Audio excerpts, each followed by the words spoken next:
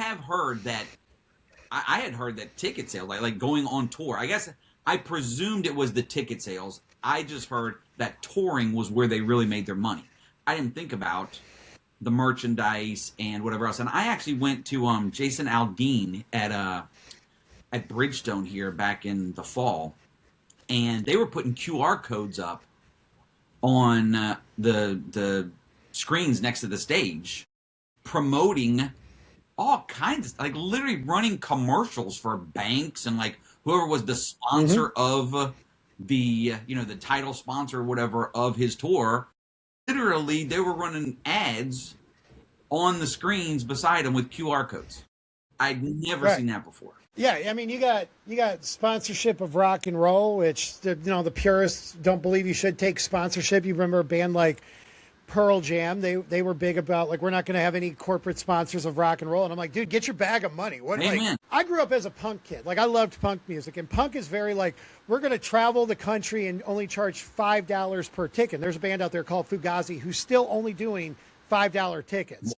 And you know that there's somebody in the band who's like, hey, what if we move it up to $7 a ticket? That way I don't have to be 50 and living with my mom still. Right. And so, like, I'm all in favor of artists getting as much money. If Bank of America wants to give me $1 million for me to wear a shirt on this interview, I'm wearing a Bank of America shirt proudly. Like, I'll sell out all day long when it comes to that stuff. But, like, if you look at, like, a tour, let's use Tay-Tay again. Let's go back to Taylor Swift. There was rumor that she had over 450 semi-trucks. Oh, yeah. On tour. Yeah, I believe it. Okay, so break that down. The 450 semi-trucks, you got to pay the driver of each truck. You're paying the trucking company for the trucks. Okay, you have to pay fuel on 450 trucks. Now, all the stuff inside those semi-trucks, money's going out for. So you're talking, I think she had a road crew of like 1,000. It was over 1,000 people. You're paying those people, like, so you brought in $30 million. And now, granted, she's not poor by any means, but you might have brought in $30 million from a weekend of shows, but you probably spent $20 million. And what's your insurance? What's your taxes on all of that? Now, right. I mean, yeah, I hear what you're saying. There's a lot going into it that we don't account for. We just go and listen to the music and think, hey, this is great. And yeah, I mean, poor Tay-Tay, she only had to keep a third of what she made of her $30 million one weekend. Yeah, one weekend. Unreal. So, yeah. That's Sean Mills money right there. Oh, yeah. From your lips to God's ears, no doubt. Absolutely. Well, no, man, this is very enlightening, and this is always something that has just, like, boggled my mind, because I would hear that, from the artists, that they don't make anywhere near the money that we think that they're making, but then you see their lifestyle, and you're like, well, you're getting money from somewhere, so, like, where is it coming from? But then you do know that, there's struggling artists who are literally going broke, just trying to make it, and living here in Nashville, it just became even more, like, obvious to me, because I can't tell you how many times I'm just, like, walking downtown someplace and some guy's playing in some little restaurant, or sometimes literally on a Friday night, it's a guy on the street corner with a little speaker. He's spectacular.